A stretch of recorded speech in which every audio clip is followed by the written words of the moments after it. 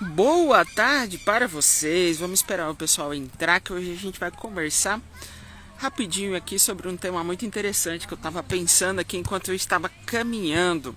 Boa tarde, Angélica, tudo bom? Tava aqui caminhando, vocês podem ver que eu tô até vermelha. Boa tarde para vocês. Boa tarde, boa tarde. Falem de onde vocês são aí que a gente começa daqui a pouquinho. Enquanto isso eu vou bater um papo aqui com vocês. Quero conversar uma coisa muitíssimo interessante sobre um princípio da neurolinguística que pode ser que alguns de vocês já tenham ouvido. Boa tarde, Vitor. Boa tarde, Eliane. Boa tarde, Jô. Digam de onde vocês são. Boa tarde, Fortaleza. Boa tarde, Matheus. Boa tarde, eu tenho uma amiga que trabalha aqui comigo como auditora, que é daí de Fortaleza, hein? Belo Horizonte, Brasília. Ótima tarde para vocês. Bora conversar um pouquinho sobre um princípio da neurolinguística. Se vocês conhecerem esse princípio, vocês me falem. Maranhão, longe, hein? É o princípio de que o mapa não é o território. Vocês já ouviram falar desse princípio? O mapa não é o território. E aí, às vezes, talvez vocês vão parar e pensar assim, mas o que aquilo ela está falando? O mapa não é o território. Vocês já ouviram falar desse princípio? Deixa eu só virar aqui a câmera para vocês verem aqui o que a gente tá. Ó, tô aqui no parque, acabei de correr um pouquinho. Mapa não é o território. Vocês já ouviram falar desse princípio? Comentem aí para mim. Boa tarde, Yuri. Yuri, né? Yuri, boa tarde, Yuri. Renato, Silvia. E o que esse princípio diz? O mapa não é o território.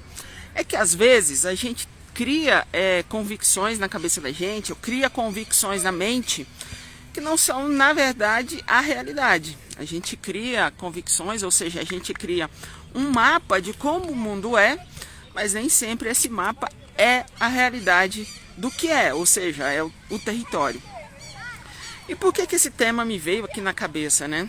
É um princípio básico da neurolinguística, que às vezes a gente cria justificativas de como a gente deve estudar, ou como a gente deve se comportar, ou como a gente deve caminhar nessa vida de concurso, e que nem sempre é a realidade, tá? Nem sempre é a realidade. Eu vou fazer uma analogia aqui para vocês entenderem o que é esse princípio.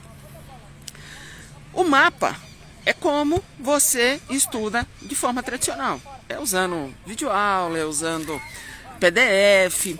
Esse é o mapa, isso é o que você criou na cabeça, criou na tua mente, criou como convicção de que é a forma correta de ser feita. Só que a realidade, o território, é o que acontece na prova, é o que acontece no mundo real. Então, não necessariamente o que você tem de convicção, ou seja, o que você tem de mapa, de certo, na cabeça, é o que realmente é a verdade. Então, às vezes, vocês aprenderam durante todo o caminho aí de vocês do que realmente é estudar, e esse mapa que você criou não necessariamente é a forma correta. É o que vai fazer você acertar na hora da prova. Eu até postei, acho que ontem, né? Sobre um comentário que eu recebi sobre que o cara falava sobre lei seca, que tinha que ler lei seca. Esse é o mapa dele, essa é a convicção que ele criou na cabeça dele do que é certo. Só que isso que a gente acha que nem sempre se revela como acertos na hora da prova. Vocês já sentiram que... Vou perguntar uma coisa aqui que talvez vocês já tenham sentido. Sabe quando vocês estudam, PDF, videoaula, e aí vocês chegam na hora de fazer uma prova, assim, parece que a prova está falando uma coisa totalmente diferente do que vocês já estudaram?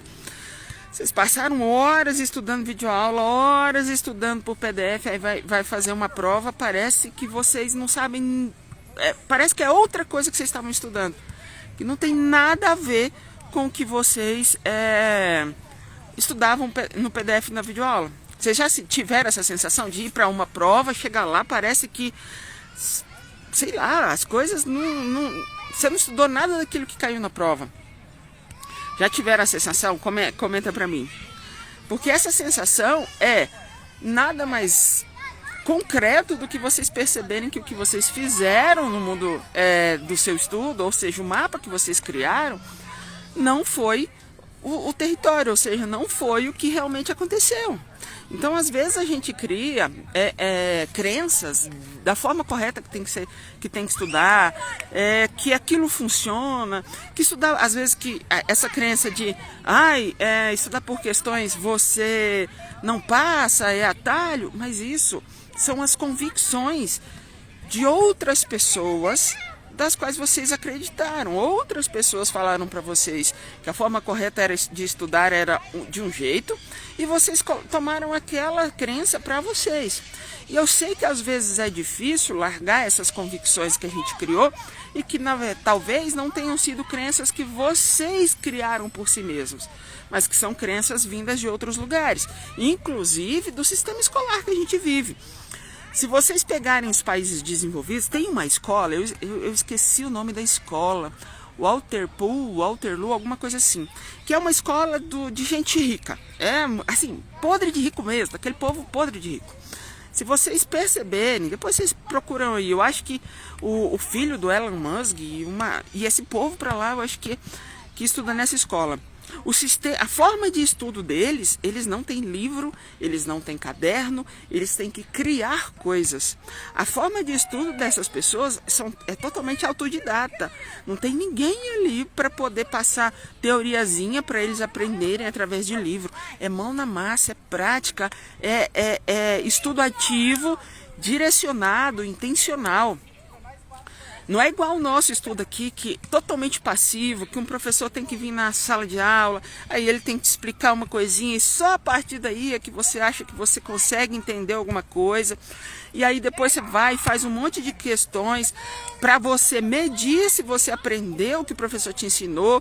E aí se você errar, você tira uma nota ruim na prova e aí você associa erro com coisa ruim, né?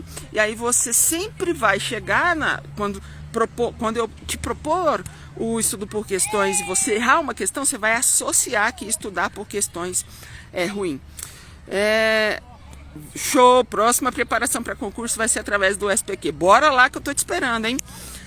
E aí se vocês pararem para pensar como é o nosso sistema educacional do Brasil, como é o sistema educacional dos países mais ricos e principalmente dos filhos de pessoas extremamente ricas, vocês vão perceber a diferença que é.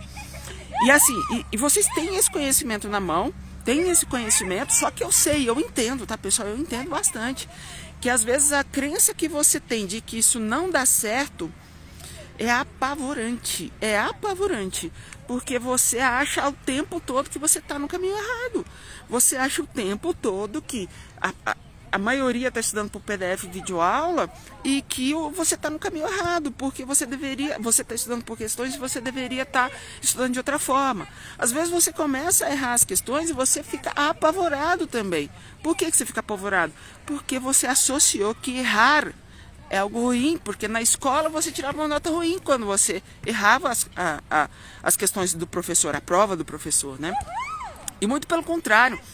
Vai até sair um vídeo no meu canal, lá no YouTube, se vocês não são inscritos, vai pra lá, tá? Que eu falo exatamente isso. Errar não é problema, pessoal. O problema é quando você não sabe o que fazer com o erro. Aí sim é problema. Se você erra uma questão e isso te apavora a ponto de você fugir dessa questão e ir pra teoria, lá do PDF da videoaula, e aí sim, isso é ruim. Agora, a partir do momento que você se propõe, tô aqui, errei essa questão, se propõe de peito aberto, de mente aberta, de coração aberto, eu vou aprender o que essa questão tem para ensinar, não é problema, a gente aprende mais com os erros do que com os acertos, por incrível que pareça.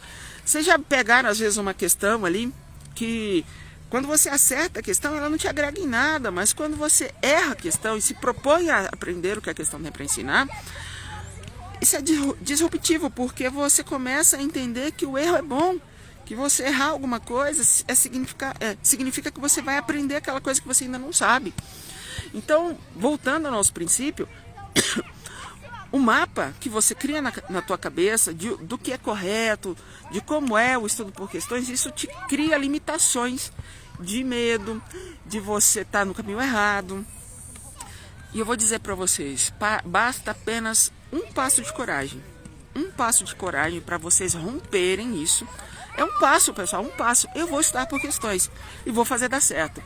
Basta esse primeiro passo. A partir do momento que vocês tiverem esse primeiro passo de coragem, vocês vão ver o estudo de vocês mudar, assim, transformar mesmo. E lá no DAC a gente propõe exatamente isso. Mostrar para vocês que estudar por questões é transformador. Que a gente vai mudar a forma... Inclusive a gente muda por dentro. Não é só o estudo por si. A gente muda por dentro, a gente muda como a gente encara a vida. A gente começa a entender que errar faz parte da vida. A gente se torna pessoas melhores, mais complacentes, mais compreensivas e mais empáticas com os outros e com a gente em relação ao erro. Porque a gente entende que errar faz parte. Errar faz parte e isso é aprendizado. Onde há aprendizado, não há espaço para erro. É uma frase eu vou repetir para vocês entenderem. Onde há aprendizado, não há espaço para o erro. Se você entender que tudo é aprendizado, errar, pessoal, é só um mero detalhe. Vamos estudar por questões e quero fazer seu curso. Bora! Você prepara para todo concurso? Nível superior também, sim. Eu tive, inclusive, vários alunos aprovados no ENAM, aquele exame nacional do magistrado. Por incrível que pareça, 70% dos candidatos foram reprovados naquela prova. E se eu não me engano, a gente já teve 4 alunos que foram aprovados no exame da magistratura, tá? Então entra lá, pode entrar que a gente vai ajudar, Pessoal, o DAC não é só, estuda por questões, não, a gente propõe lá realmente uma mudança, uma transformação de vida, uma transformação de como você encara o seu estudo de verdade. Mudem, pessoal, o mapa não é o território, não é que porque vocês acham que vocês aprenderam, ou que essas crenças que vocês têm dentro de vocês, que são a verdade é aquilo que está lá na prova, é aquilo lá, é aquele X marcado no lugar certo, é aquela velocidade que você ganha quando você estuda inúmeras questões em casa, questões de forma a ganhar velocidade, a sua mente ser extremamente ágil para pensar e refletir sobre determinados assuntos da prova. É isso, pessoal, é isso que importa. Não importa se você acha, ou se seu vizinho fala que estudar por questões é loucura, que os professores de cursinho aí falam que estudar por questões é loucura. Aplica, porque o mapa deles também não é o território, ou seja, o que eles pensam não é a realidade que acontece na prova, tá? Não é a realidade. Bom, pessoal, ótimo domingão para vocês, que bom. Reflitam um pouquinho aí, às vezes é um momento de vocês mudarem, às vezes acho que eu preciso deixar essa mensagem aqui para vocês. Nesse domingo, porque toda segunda-feira é dia a gente sente que é um dia de recomeço, né? Se vocês estiverem sentindo que o estudo de vocês está travado, como aconteceu comigo, tá, pessoal? O dia que eu conheci o estudo por questões, eu estava num momento em que eu já estava quase duvidando da minha capacidade de passar na área fiscal. E às vezes o que a gente precisa é apenas de um passo de coragem só.